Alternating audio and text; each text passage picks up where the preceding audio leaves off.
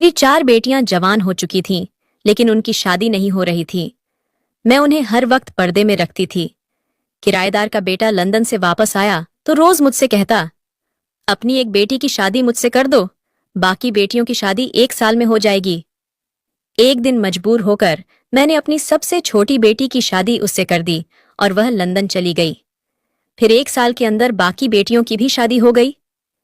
किराएदार घर छोड़कर चले गए और फिर कभी वापस नहीं आए।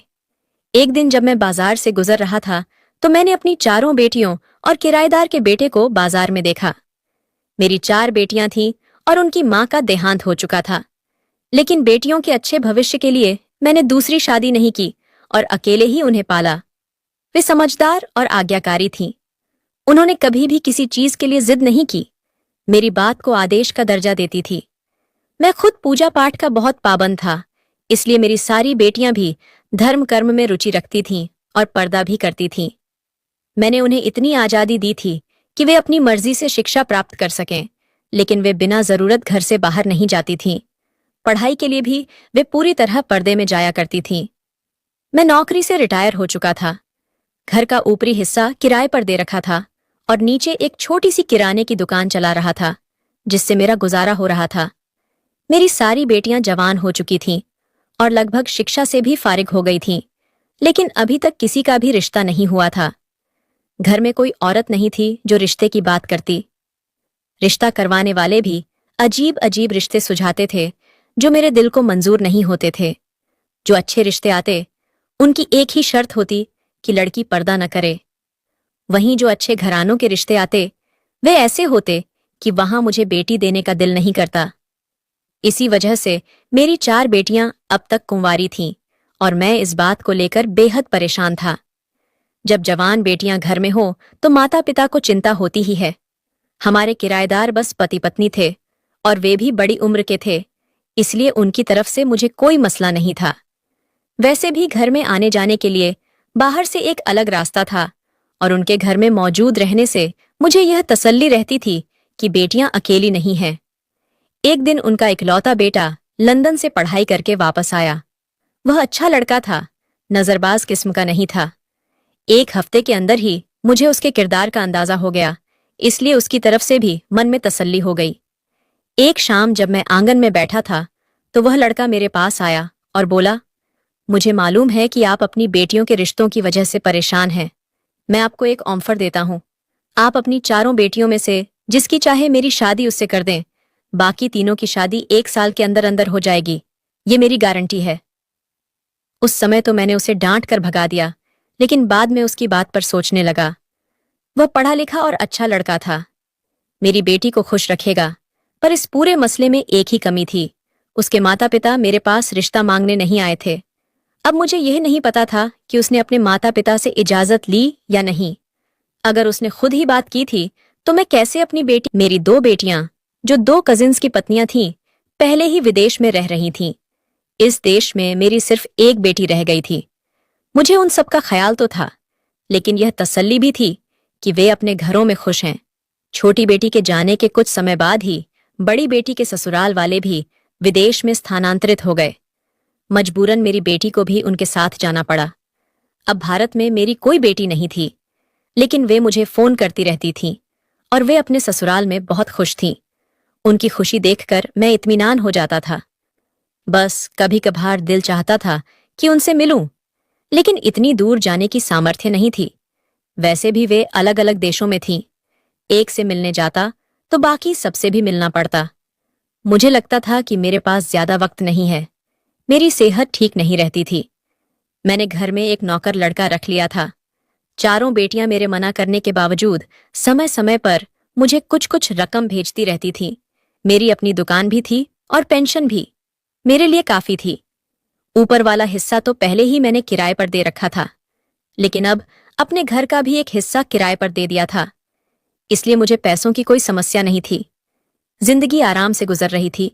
एक लड़का दुकान पर रख दिया था जो दुकान संभालता था, और एक लड़का घर में 24 घंटे मेरे साथ रहता था। एक औरत हफ्ते में एक बार आती और हम दोनों के कपड़े धोकर चली जाती थी। बाकी खाना बनाना और घर की सफाई वही लड़का करता था। वह मुझे अपने बेटे जैसा लगता, लेकिन बेटियों से मिलने की हसरत दिल में ही दबी रहती थी। हर वक्त उन्हीं की बातें करता रहता। सुबह शाम इसी आरजू में गुजर रहे थे कि कब अपनी बेटियों से मुलाकात होगी। एक दिन मैं बाजार गया, लेकिन लड़का मेरे साथ नहीं था। वह मुझसे छुट्टी लेकर गांव में अपने माता पिता के पास गया हुआ था, इसलिए मुझे खुद ही सब्जी वगैरह लेकर आनी थी। बाजार में मेरे कुछ पुराने दोस्त मिल गए। मैं थोड़ी देर उनके पास बैठा, फिर कुछ समय अपनी दुकान पर बिताया तो सेहत थोड़ी बेहतर महसूस हुई। न जाने मन में क्या सूझा कि मैं बड़ी मार्केट की तरफ निकल पड़ा। मैं आमतौर पर उस मार्केट की तरफ जाने से कतरा था। एक तो वहां भीड़ बहुत होती थी और दूसरा वहां बड़े बड़े मॉल थे जो हमारी पहुंच से बाहर थे। लेकिन इस बार वहां जाने की एक वजह थी। मैं उस लड़के के लिए अच्छे कपड़े खरीदना चाहता था जो घर बार छोड़कर मेरी सेवा कर रहा था। मगर मुझे क्या मालूम था कि मेरा उस मार्केट में जाना ही मेरे लिए अजाब बन जाएगा। जैसे ही मैं मार्केट में दाखिल हुआ, मुझे ऐसा लगा जैसे मैंने अपनी बेटी को देखा हो, मगर मैंने इसे अपना वहम समझा, क्योंकि मेरी तो कोई बेटी यहां थी ही नहीं। मैं ये सोचकर आगे बढ़ गया, लेकिन अश्वर का करना ऐसा हुआ कि जिस मॉल में मैं दाखिल हुआ, वहां मेरी चारों बेटियां खड़ी थीं। उनके साथ वही लड़का था जो मेरी सबसे छोटी बेटी का पति था। पांचों किसी बात पर जोर जोर से कह कहे लगा रहे थे। मैं अपनी बेटियों को इस तरह वहां देखकर दंग रह गया। मुझे बहुत गुस्सा आया। अगर वे इंडिया आई भी थीं तो सबसे पहले उन्हें मुझसे मिलना चाहिए था, लेकिन वे यहां इस मॉल में घूम रही थीं और अपने बाप से मिलने तक नहीं आई। पर इससे भी ज्यादा तकलीफ मुझे एक और बात से हुई, जिसने मुझे रोक लिया कि मैं उन्हें आवाज ना दूं। शायद उनमें से किसी की नजर मुझ पर पड़ गई थी, क्योंकि पांचों तुरंत वहां से चले गए। उनमें से किसी ने भी मुझसे मिलने की जरूरत नहीं समझी। उन्होंने ऐसा दिखाया जैसे उन्होंने मुझे देखा ही नहीं। मैं कैसे घर पहुंचा, मुझे खुद भी नहीं पता। रह रहकर वह मंजर मेरी आंखों के सामने आता। कभी मुझे गहरे दुख में डुबो देता, कभी गुस्से से भर देता, तो कभी बेबसी महसूस होने लगती। घर में कोई था भी नहीं। मैं अकेला बैठकर रोता रहा। कोई चुप करवाने वाला भी ना था। न जाने किस वक्त मेरे दिमाग में तेज दर्द उठा और मैं बेहोश हो गया। शायद इसी हालत में ईश्वर को प्यारा हो जाता, लेकिन अभी इस रहस्य से पर्दा उठाने का समय नहीं आया था। हमारे किराएदारों में से कोई घर आया और मुझे इस हालत में देखकर तुरंत अस्पताल ले गया। वहां डॉक्टरों ने बताया कि तेज मानसिक तनाव की वजह से मेरे दिमाग की नस फट गई थी। 3 दिन निगरानी में रहने के बाद मेरी तबीयत थोड़ी बेहतर होने लगी, लेकिन जैसे ही मुझे होश आता, वह मंजर मेरी आंखों के सामने आ, मैं फिर गुस्से से भर उठता, जिसकी वजह से मेरे सिर में तेज दर्द होने लगता। तब डॉक्टर मुझे इंजेक्शन लगा देते। इस तरह 10 दिन इसी हालत में गुजर गए। आखिरकार मैंने खुद को संभाल लिया और डॉक्टर ने कई एहतियाती हिदायतों के साथ मुझे घर भेज दिया। इस दौरान वह लड़का भी गांव से वापस आ गया था और इस बार अपने साथ अपने माँ बाप को भी ले आया था, ताकि मेरी अच्छी तरह देखभाल हो सके। जिस दिन मैं अस्पताल से घर आया, उसी दिन मेरी सबसे बड़ी बेटी का फोन आया, लेकिन मैंने गुस्से में फोन उठाने से इनकार कर दिया और किसी और को भी फोन उठाने नहीं दिया। उस दिन मेरी चारों बेटियों के फोन आते रहे, लेकिन मैंने किसी का भी फोन नहीं उठाया, क्योंकि मैं उन सब पर बहुत गुस्से में था। लेकिन इससे क्या फायदा? दिल ही दिल में मैं भी अपनी बेटियों से मिलने को तड़प रहा था। फिर भी मेरे अंदर एक जिद थी कि मैं उनका फोन नहीं उठाऊंगा। जब वे वापस आई थीं, तो उन्हें खुद आकर मुझसे मिलना चाहिए था। 1 हफ्ता गुजर गया। उनका फोन कभी कभी आता, लेकिन मैं नहीं उठाता था। लेकिन उनमें से कोई भी मिलने नहीं आया। अब मुझे फिक्र होने लगी, क्या मेरी बेटियां इतनी बेवफा हो सकती हैं कि वे यहीं हो और फिर भी अपने बाप से मिलने ना आए, और वह भी तब जब मैं उनका फोन तक नहीं उठा रहा। आखिरकार बाप ही था। ममता से मजबूर हो गया। जब सबसे छोटी बेटी का फोन आया तो मैंने उठा लिया। वह सबसे छोटी होने के कारण मेरी लाडली भी बहुत थी। हालचाल पूछने के बाद उसने तुरंत सवाल किया, आप मेरा फोन क्यों नहीं उठा रहे थे? दीदियों भी कह रही थीं कि आप उनका फोन भी नहीं उठा रहे। आपकी तबीयत तो ठीक है ना? उसके लहजे में मौजूद फिक्र को महसूस कर मैं हैरान रह गया। मैंने सोचा था कि फोन उठाते ही सबसे पहले उससे पूछूंगा कि वह मुझसे मिलने क्यों नहीं आई, लेकिन उसकी आवाज में मौजूद फिक्र और तड़प ने मुझे बेचैन कर दिया। अगर मेरी बेटी मुझसे इतना प्यार करती है, तो आखिर ऐसी क्या वजह है जो वह मुझसे मिलने नहीं आई? मैंने उससे पूछा, तू कब इंडिया आएगी? उसने जवाब दिया, पापा, मेरे ससुराल वालों का अभी कोई इरादा नहीं है, लेकिन मुझे आपकी तबीयत ठीक नहीं लग रही। मैं कोशिश करूंगी कि आ जाऊं। उसकी बातें सुन मुझे अजीब लगा। वह इतनी विश्वास से अपने बाप से झूठ क्यों बोल रही थी? लेकिन कुछ और बातें करने के बाद उसने फोन बंद कर दिया। अब मैंने सोचा कि मुझे बाकी बेटियों से भी बातें करनी चाहिए। उनमें से कोई तो सच बोलेगा। मुझे अपनी बेटियों पर गुस्सा आने के साथ साथ गिला भी हो रहा था कि ऐसी क्या वजह है जो अपने बाप से झूठ बोल रही हैं। मैंने अपनी बाकी तीनों बेटियों से भी बात की, लेकिन उन्होंने भी यही कहा कि वे इंडिया में नहीं हैं और नहीं अभी आ सकती हैं। अगर मैंने खुद अपनी आंखों से उन्हें मॉल में ना देखा होता तो शायद मैं उनकी बातों पर यकीन कर लेता, क्योंकि उनके लहजे से बिल्कुल भी ऐसा नहीं लग रहा था कि वे झूठ बोल रही हैं या उन्हें मेरी कोई फिक्र नहीं है, बल्कि वे सब मेरी तबीयत खराब होने की खबर सुनकर परेशान हो गई थीं और मुझसे मिलने आना चाहती थी। अब मुझे बिल्कुल चैन नहीं आ रहा था। दिल चाहता था कि बस एक बार मेरी बेटियां मेरे सामने आ जाएं और मैं उन्हें गले से लगा लूं। मुझे खुद पर भी गुस्सा आ रहा था कि मॉल में जब मैंने बेटियों को देखा था तभी मुझे उन्हें बुला लेना चाहिए था। वहां तो वे मेरे सामने झूठ नहीं बोल सकती थीं। उस दिन के बाद मैं कई बार उस मॉल के चक्कर लगा चुका था, लेकिन फिर वे मुझे वहां नजर नहीं आई। इस उलझन और बेचैनी ने मुझे कमजोर कर दिया था। मेरी सेहत दिन ब दिन गिरती जा रही थी। मेरे किराएदार और मेरे घर में काम करने वाले सभी मुझसे बहुत प्यार करते थे और मेरा बहुत ख्याल रखते थे, लेकिन मेरे दिल का बोझ हल्का करने वाला कोई नहीं था। लेकिन उन सब की मौजूदगी भी मेरी बेटियों के बराबर नहीं हो सकती थी। एक दिन मैं वैसे ही बाजार घूम रहा था, या शायद दिल में ये ख्याल भी था कि जिस तरह पहले मुझे मेरी बेटियां यहां नजर आई थीं अब भी नजर आ जाएंगी। लेकिन हुआ यूं कि मेरी तबीयत पहले ही खराब थी। ऊपर से बाजार की गर्मी में घूमने की वजह से मेरा बीपी लो होने लगा। मुझे महसूस होने लगा कि अब और ज्यादा नहीं चल सकता। मैं पास के होटल की ओर बढ़ा। यही एक 5 स्टार होटल था, लेकिन मुझे खाना नहीं खाना था। करीब तरीन होटल वहीं था, इसलिए मैं वहीं चला गया। जैसे ही मैं जाकर बैठा, होटल के नियमों के मुताबिक वेटर मेरे सिर पर सवार हो गया।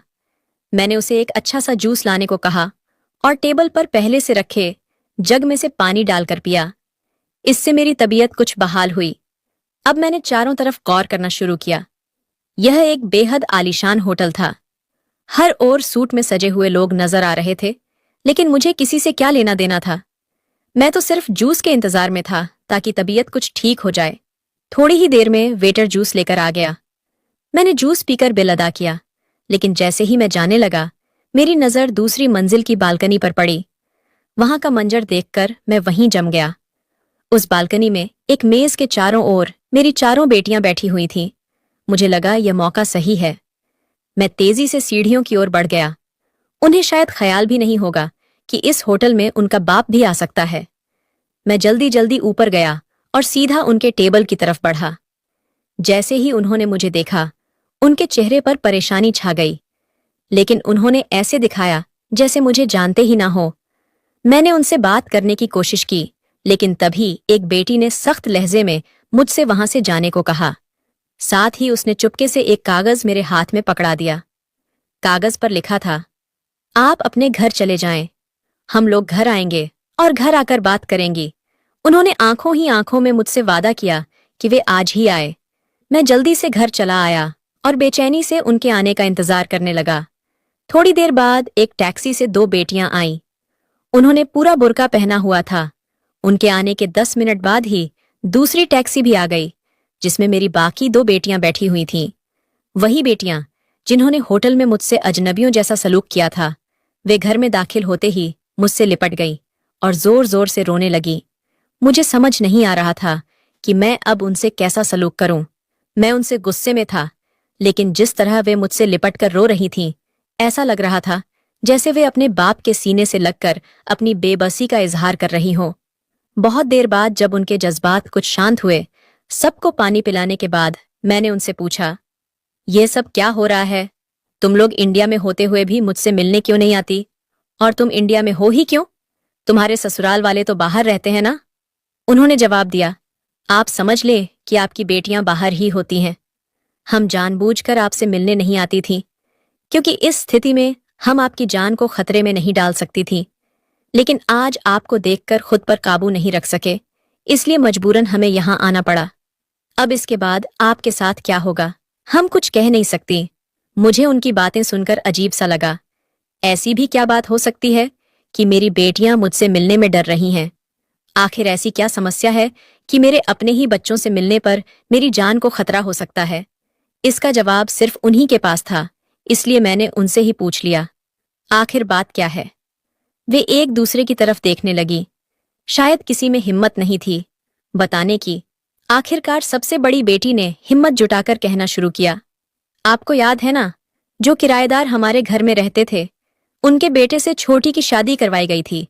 उसने कहा था कि 1 साल के अंदर आपकी सारी बेटियों की शादियां हो जाएंगी। मैंने कहा, हाँ, मुझे यह बात अच्छी तरह से याद है। तब वह बोली, असल में बात कुछ और थी।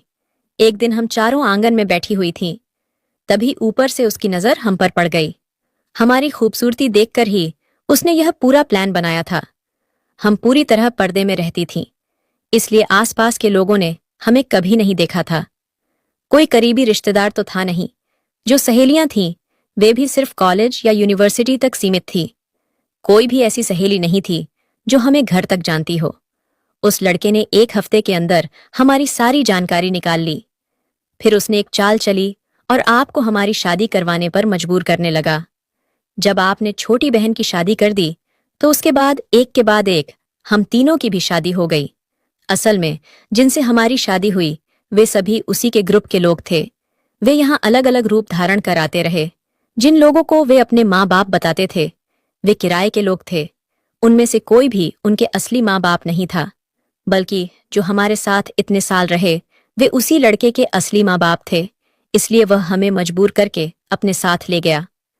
हम लोगों को अलग अलग देशों में ले जाने का झांसा दिया गया था। कुछ गलती हमारी थी और कुछ आपकी भी।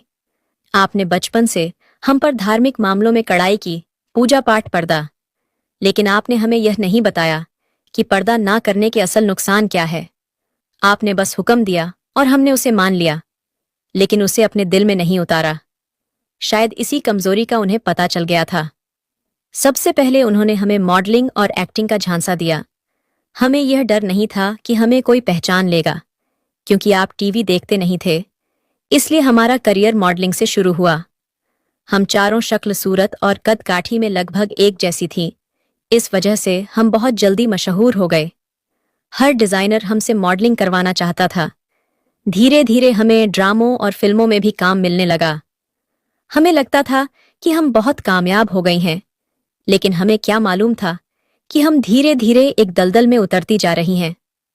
हम मॉडलिंग और शूटिंग के लिए दुनिया के हर देश में जाती थीं। हमें क्या पता था कि हमारे जरिए वे लोग तस्करी भी कर रहे थे। हमें कभी एहसास भी नहीं हुआ कि हम क्या कर रही हैं। एक दिन मेरा बैग खुल गया और मुझे मालूम हुआ कि उसमें हीरोइन है।